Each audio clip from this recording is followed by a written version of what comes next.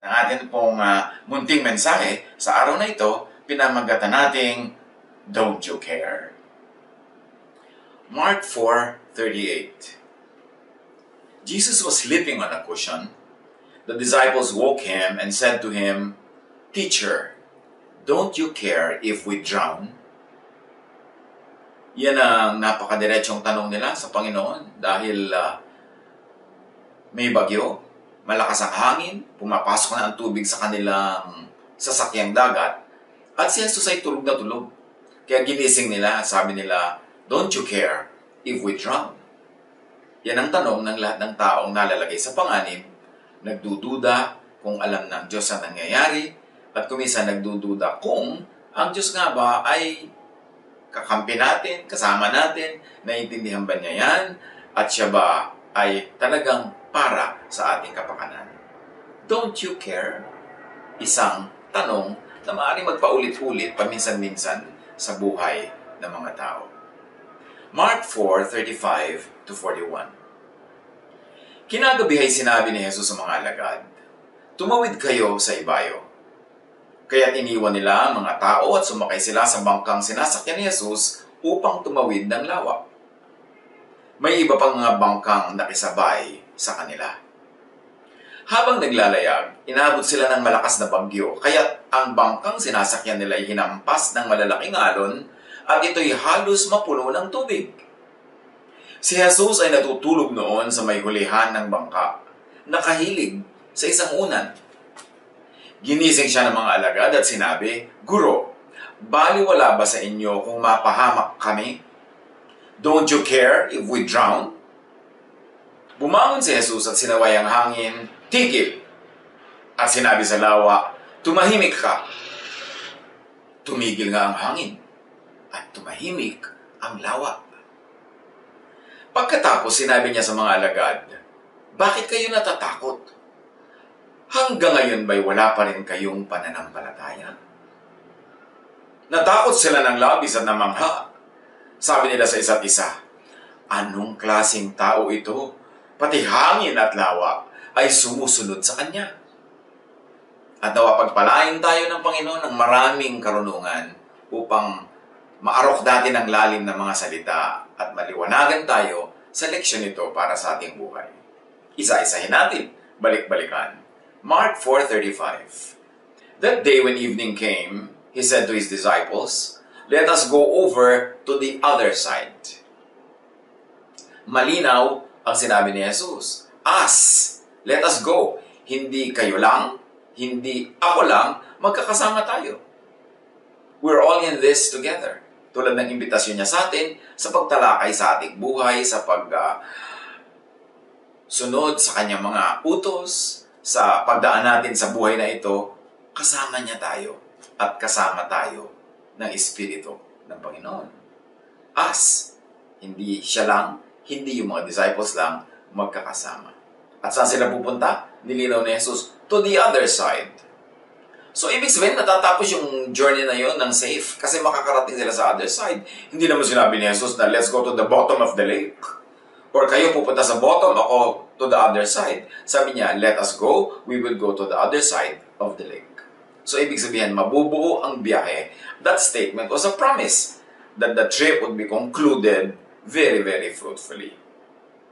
And the crossing, the travel, was Jesus' idea. It was His project. So, nakakatiyak tayo na mayroong pagpapala yun kahit may bagyong dumaan. So, here we see that Jesus invites, Jesus leads, and Jesus accompanies everybody else. Tulad na sinasabi niya lagi, "Come, follow me. I will never leave you. I will never forsake you." At magandang isipin din yung mga sinabi na ni Jesus sa mga panahong pinagdaraanan natin ngayon. Ang buhay natin, project ni Jesus.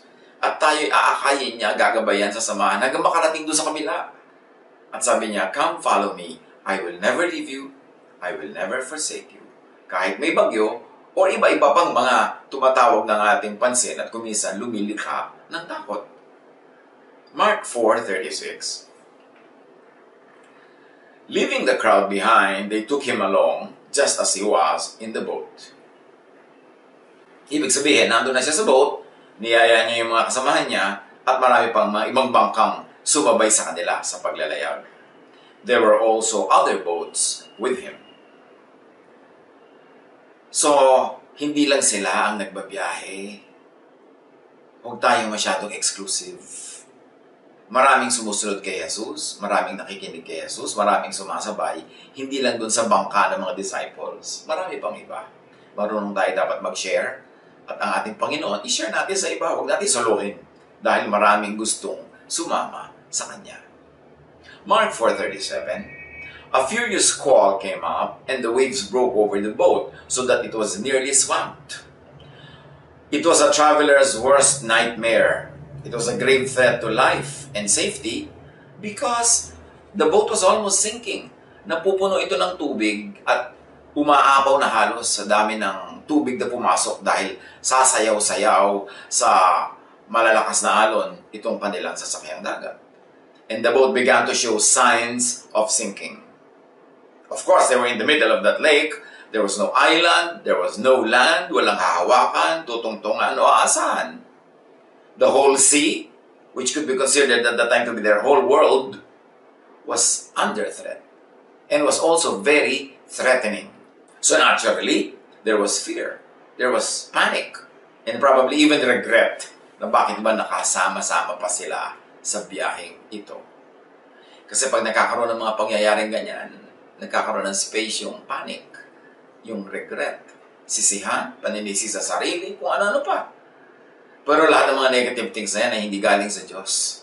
Hindi Diyos ang nagbibigay ng ganyang isipin sa mga tao.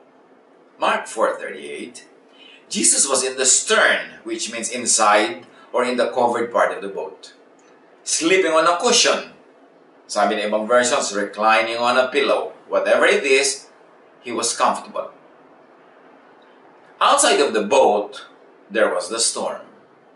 But outside of the stern, that covered area where Jesus was, there was also storm and fear and panic in the hearts of his disciples. So, dalawang storm ang nagaganap dito, ha? Yung physical storm at yung emotional, spiritual storm caused by the physical storm. And inside the stern, on a cushion, what was happening? There was rest and sleep. Jesus was quietly resting and sleeping. In contrast to the storm in the people's hearts and to the storm that was happening all around them. So yung peace, yung stormy feeling, depende lang kung saan ka nakapwesto. Kung nandun ka sa stern kasama ni Jesus, tahimik ka. Nandun ka sa labas at ang tinitingnan mo yung mga galaw ng hangin, ng alon, ng bangka, magkakaroon ka talaga ng dalawang storm. Physical and emotional storm. Which is probably what's happening in many people's hearts right now. Na merong mga issues and challenges sa labas, pero meron ding issue sa loob, sa puso. Ito ay tinitirhan ng takot, tinitirhan ng sari-saring mga negative thoughts and feelings. Noon, ngayon, pare-pareho lang. Sabi nga ni Solomon, there is nothing new under the sun. Jesus invited them to travel and to cross the lake with him. They joined. Pero apparently, physical lang ang pagsali nila. Spiritually and emotionally, nasa labas sila ng stern. Nandun sila sa stormy area. Kaya madali silang makalog, madali silang matakot, madali silang maligalig.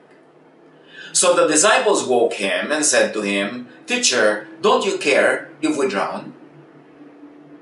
This is a normal, usual feeling, question, reaction. Diyos ko, alam niyo po ba ang nangyayari sa amin? Mahal niyo po ba kami? Bakit ito pinapayagan? Hahayaan niyo ba kaming mapahamak? So, ginising si Jesus. Imbes tumabi sana sila, nakitulog. Kasi kung si Jesus ay rested, why stress yourself? Dapat kinuha nila kay Jesus yung cue. If Jesus is rested and relaxed, then they have all the reasons to rest and relax. In spite of the physical reasons outside the boat to be stressed and to be afraid. Kung pinili nila na kay Jesus tumingin, tumabi, sumiksik, tahimik sana sila. Pero ang pinili nila ay magpadala sila sa ihip ng hangin, magpadala sila doon sa pagsiklot-siklot ng alon sa kanilang bangka, kaya ang naging bunga sa kanilang buhay, takot. Even now, God is resting. God is rested. Tapos na kasi ang paggawa niya. Tapos na ang creation. Sabi sa Genesis 2:2, by the seventh day, God had finished the work He had been doing. So on the seventh day, and onwards, we should say, He rested from all His work. Even now, God is at rest. Tapos na kasi ang paggawa. Lahat ng ginawa ng Panginoong Diyos, the laws of nature, causes and effects, lahat ng mga formula, chemical formula, lahat ng physical formula, nagawa na yan, nandyan na. Hinihintay na lang na madiskubre ng tao, malaman, so we can take advantage and we can benefit from all the laws of nature that God had already set. Kaya yung mga nakakaalam yan, biglang nagiging discoverers. Tinatawag pa daw nila inventor. Wala naman nakaka-invent, Diyos lang talaga nag-invent. But when you discover the laws of nature, you're able to recreate from God's creation. Kaya marami kang nagagawang tinatawag na invention. Naset na ng Diyos ang lahat ng natural laws and sciences. Naset na ng Diyos ang lahat ng causes and effects. Tandaan natin mga kapatid, pag may effect, may cause. At kung ayaw ng tao ng effect, baguhin niya yung cause. Kung ayaw natin yung kinasadlakanan sa katauhan, dapat pag-aralan natin yung all the natural laws involved kung paano nagkaroon ng cause and effect, at kung gusto natin palitan yung effect, palitan yung cause. Kaya napakahalaga ng pag-aaral. Napakahalaga nung ikaw ay maging scientific sa pag-iisip at hindi yung magpadaig ka sa mga dark, medieval, superstitious thoughts. Kasi ang karunungan ay galing sa Diyos at dapat nating malaman yan.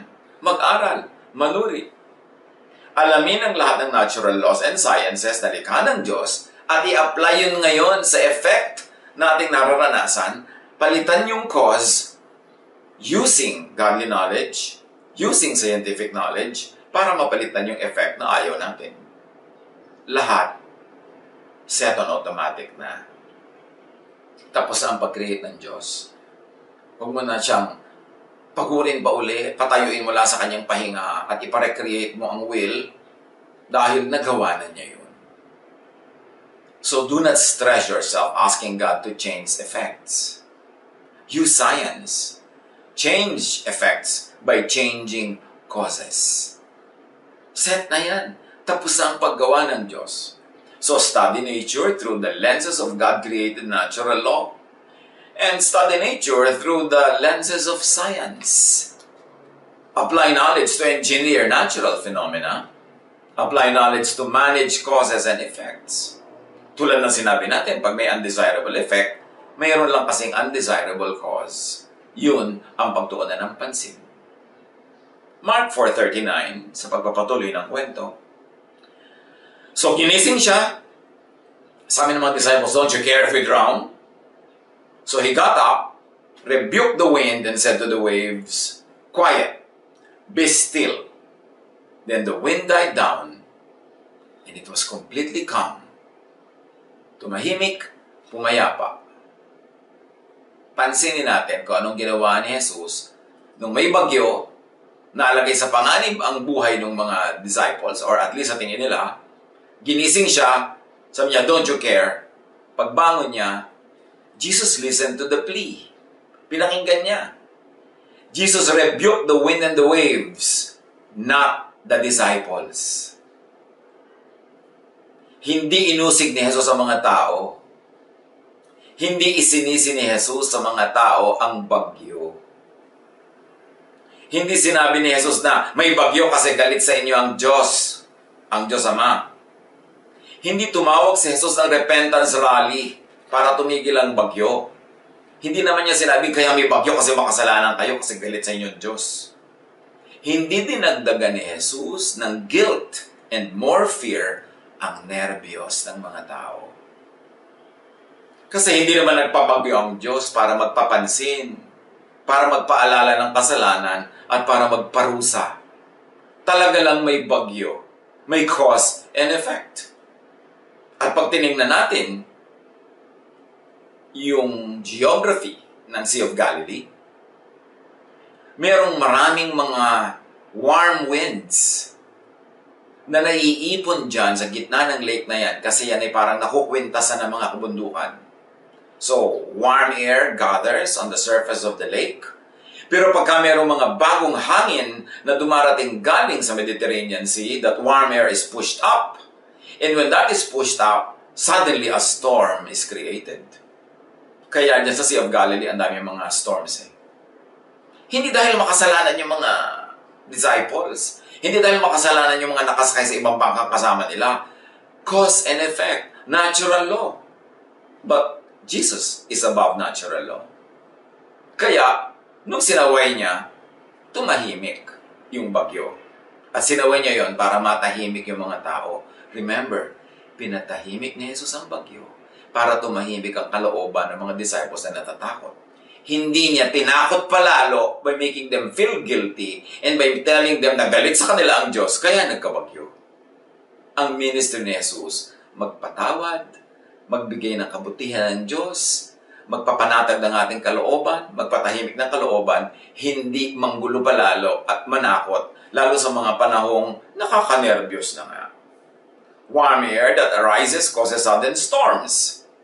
Hindi dahil galit ang Diyos sa mga namamangka.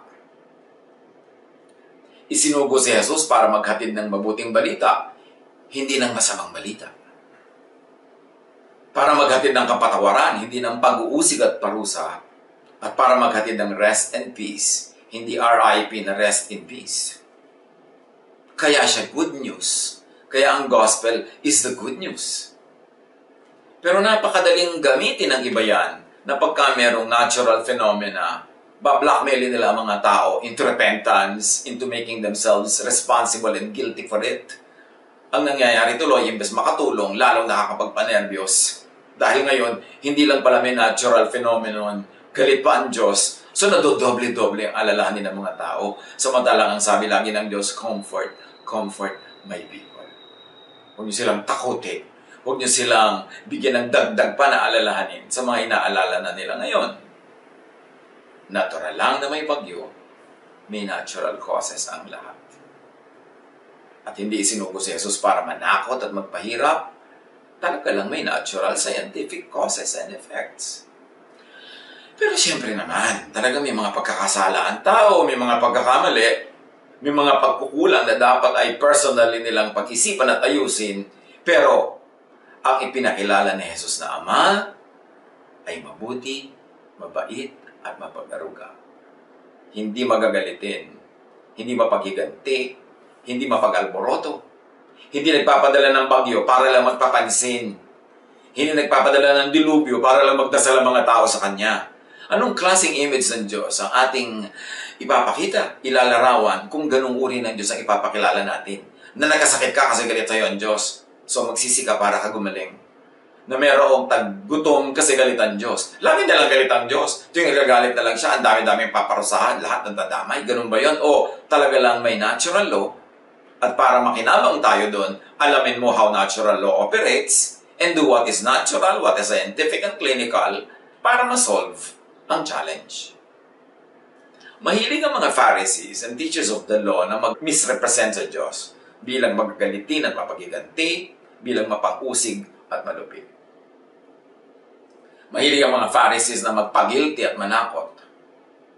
Kaya isinugo si Jesus to present and represent God correctly. John 1:14-18. The Word became a man and lived among us. We saw His divine greatness, the greatness that belongs to the only Son of the Father. The Word was full of grace and truth. And from Him we all received one blessing after another.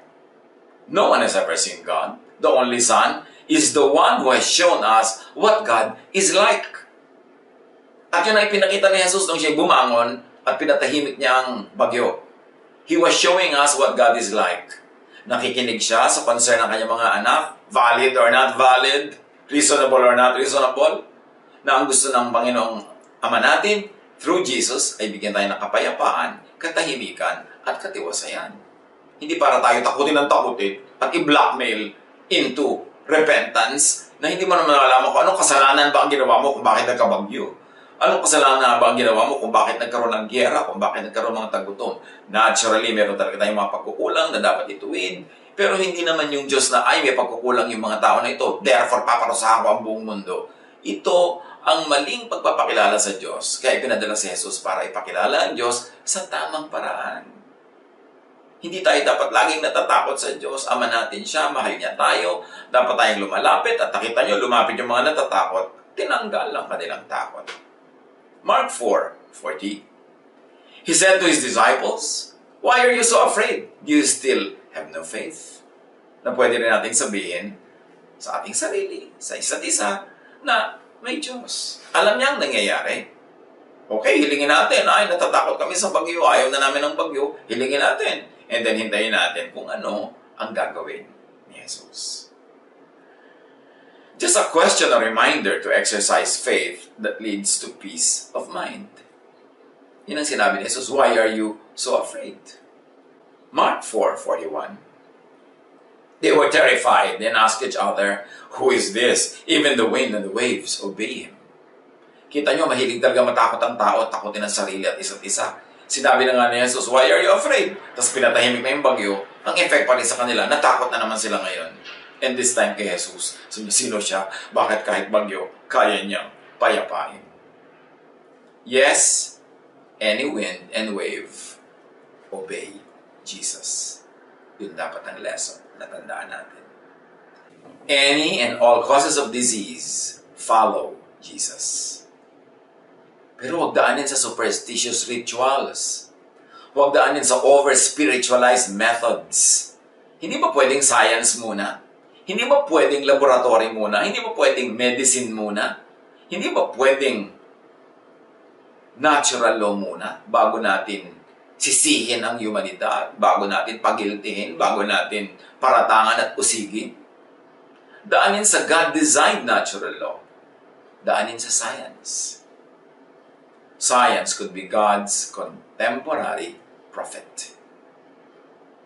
So, anong pwedeng gawin? Kung gagawin natin a clinical, a biological, a scientific approach, which is God-designed kasi part na ng law of nature na natapos na niyang gawin after the 6th day. Be clinically hygienic, mga kapatid.